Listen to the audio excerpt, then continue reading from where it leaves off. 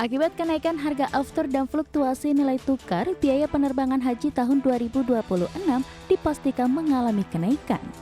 Dari 6,69 triliun rupiah menjadi 8,46 triliun rupiah atau meningkat 1,77 triliun rupiah.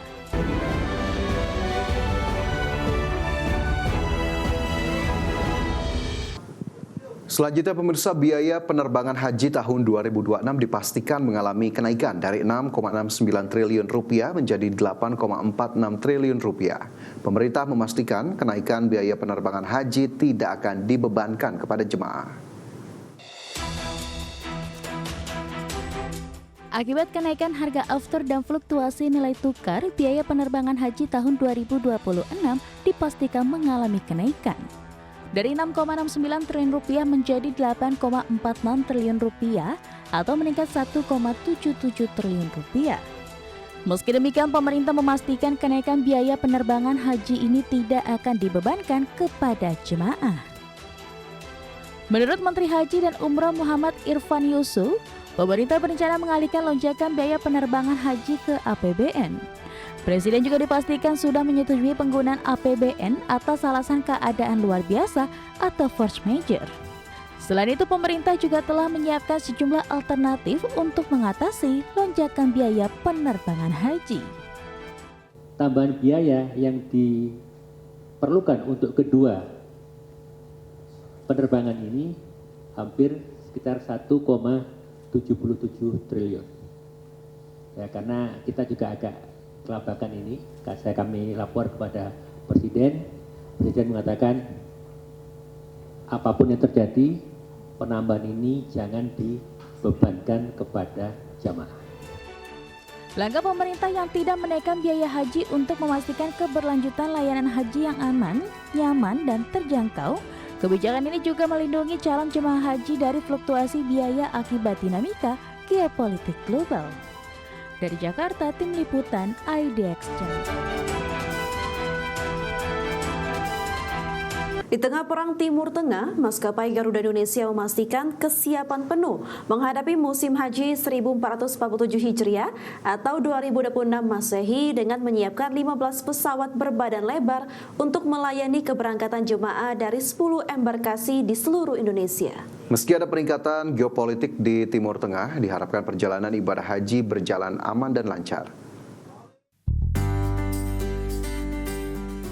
Maskapai plat merah Garuda Indonesia menyiapkan 15 armada berbadan lebar dengan jenis Boeing 777 sebanyak 6 unit dan Airbus A330 sebanyak 9 unit yang nantinya mengangkut 102.000 jemaah haji. Maskapai juga menyiapkan 300 kursi roda untuk membantu jemaah di seluruh embarkasi, mengingat sebanyak 60% jemaah berusia lanjut. Nantinya para lansia akan ditempatkan di kelas bisnis agar lebih nyaman selama penerbangan.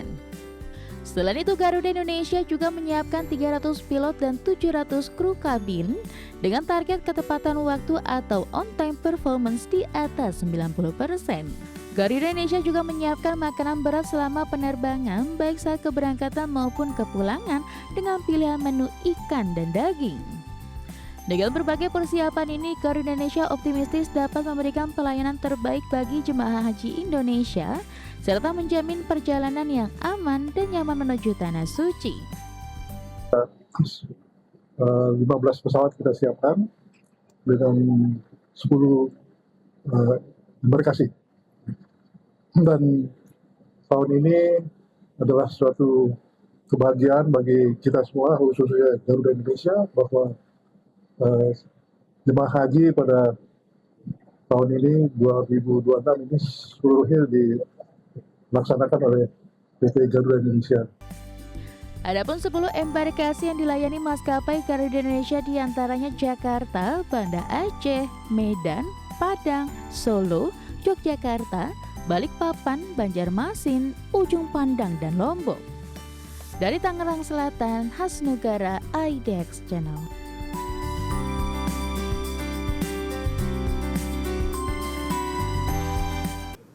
Ya, sementara itu pemerintah Amerika Serikat kembali menegaskan ancaman bagi negara yang masih mengimpor minyak mentah dari Iran. Amerika Serikat juga akan menjatuhkan sanksi terhadap negara yang memiliki aliran dana dari Iran.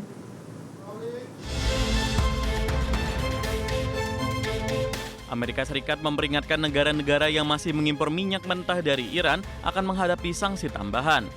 Ancaman tersebut muncul seiring pengetatan tekanan terhadap Iran di tengah konflik antara Amerika Serikat dan Iran yang masih berlangsung. Menteri Keuangan Amerika Serikat Scott Bessent menyatakan, Amerika Serikat juga siap menjatuhkan sanksi tambahan terhadap negara yang masih mengimpor minyak dari Iran atau menyimpan pendanaan dari Iran di sistem perbankannya. Amerika Serikat meyakini langkah ini akan berdampak besar, khususnya terhadap China yang selama ini menjadi pembeli utama minyak dari Iran. China was purchasing more than 90% of their oil, which is about 8% of China's energy needs. We believe this blockade in the Straits, there will be a pause of Chinese buying, but I will tell you that two Chinese banks received letters from the U.S. Treasury. I'm not going to identify the banks, but we told them that if we can prove that there is Iranian money flowing through your accounts, then we are willing to put on secondary sanctions. Blokade Amerika Serikat terhadap perairan Iran mulai diberlakukan pada awal pekan ini atau bertepatan dengan pekan ke-7 meningkatnya konflik antara Amerika Serikat dan Iran. Negeri Paman Sam itu mengklaim blokade ini telah menghentikan sepenuhnya aktivitas pelayaran di Selat Hormuz. Sebelumnya, Amerika Serikat sempat memberikan relaksasi sanksi selama 30 hari pada 20 Maret lalu yang memungkinkan sekitar 140 juta barel minyak Iran masuk ke pasar global guna meredakan tekanan pasokan energi. Namun kebijakan tersebut dipastikan tidak akan diperpanjang setelah berakhir pada 19 April mendatang. Berbagai sumber IDX Channel. Di sela-sela konferensi internasional dalam memperingati 3 tahun pecahnya Perang Sudan, pemerintah Jerman akan mengalokasikan bantuan kemanusiaan senilai 212 juta euro atau sekitar 4,2 triliun rupiah untuk Sudan dan negara tetangganya. Insentif ini bertujuan untuk mendorong gencatan senjata segera serta memobilisasi dukungan tambahan bagi penduduk Sudan yang terdampak perang. Sebelumnya, Kementerian Kerjasama Ekonomi dan Pembangunan Jerman menyatakan akan memberikan bantuan tambahan untuk kemanusiaan kepada Sudan senilai 20 juta euro atau setara 404 miliar rupiah di tahun 2026. Dukungan anggaran tersebut akan diprioritaskan bagi perempuan dan anak-anak yang menjadi korban paling menderita akibat perang.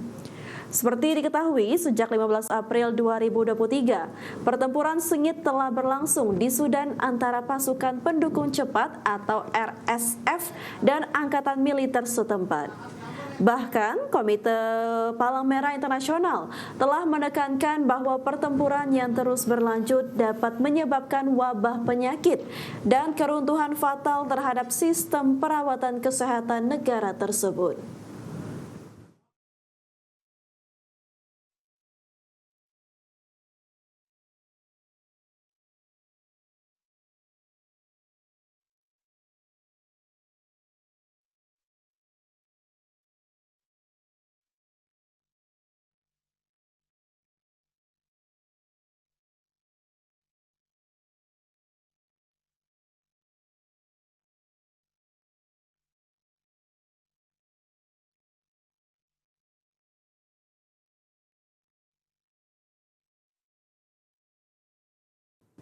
Pemerintah Indonesia dan Uni Emirat Arab akan memperluas kerjasama di bidang energi, khususnya di sektor energi baru terbarukan. Hal tersebut disampaikan Wakil Ketua MPR RI, Edi Suparno, usai menggelar pertemuan dengan Duta Besar Uni Emirat Arab untuk Indonesia, Abdullah Salem Al-Daheri.